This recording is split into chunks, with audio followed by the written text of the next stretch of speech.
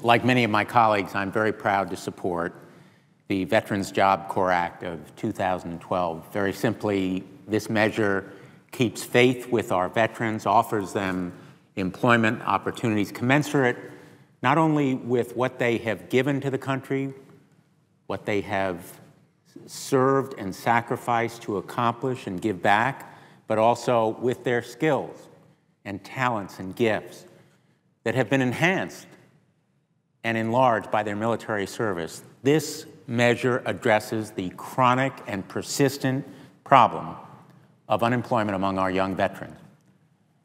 It is a searing indictment of our nation that unemployment among these young veterans is many percentage points higher than the average population. What's happening in this country is that a new generation is returning home, a new generation of veterans ready to work, wanting to serve in civilian life just as they have in the military. And with the ending of the war in Iraq and the winding down of our presence in Afghanistan, 200,000 service members are transitioning to civilian workforce every year. In July of 2011, there were 232,000 post-9/11 era veterans unemployed. That is 12.4% as an unemployment rate. The August jobs report of this year showed that the most recent unemployment rate for post-9/11 veterans is 10.9%. And for Connecticut, that's just under 10%. There are many more statistics that show that unemployment rates for these young veterans, particularly for our enlisted men and women coming back from Iraq and Afghanistan, are higher. Some would estimate double the average rate across the population. And they are an indictment of our commitment and our obligation, unfulfilled so far by the greatest nation in the history of the world. And too often in our history, we have failed to keep faith, and we have left veterans behind.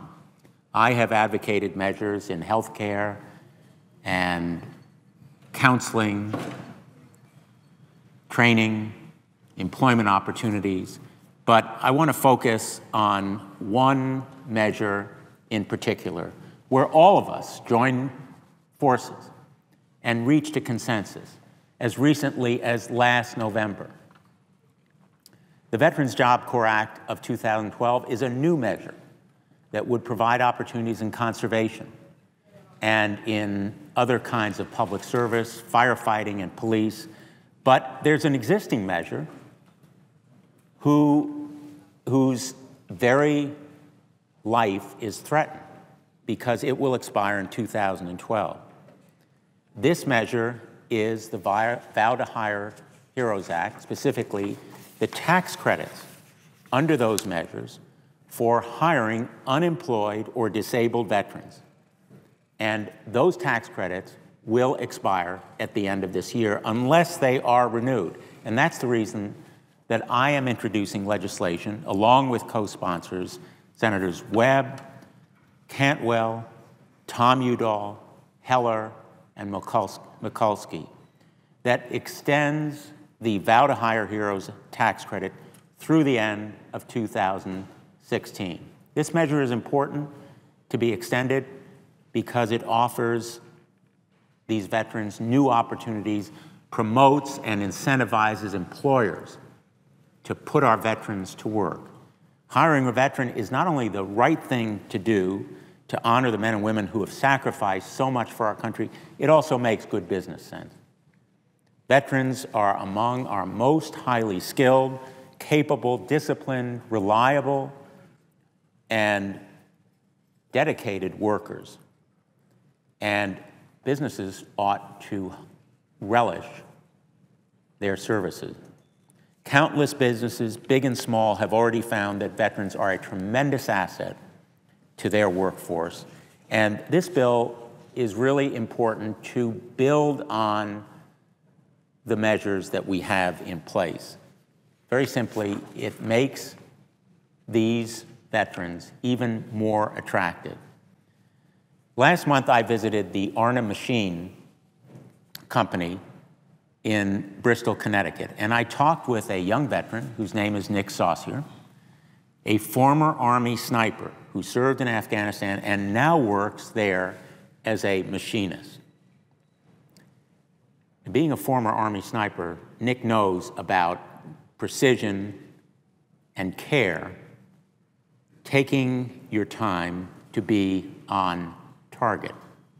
He's now training to use computer-assisted manufacturing software with the same care and precision and discipline that he developed in his Army training as a sniper.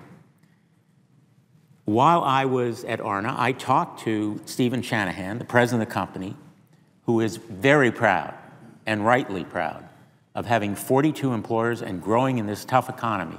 He is hiring.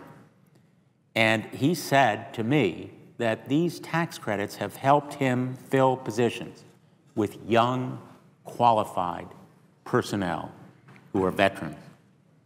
I've also worked with Congressman Chris Murphy to survey manufacturers about veteran hiring, and this legislation is the result of those conversations and discussions, the data and the feedback that we've received, as well as consultation with my friend, Bud Buca, who has helped me time and again to address the challenges facing veterans.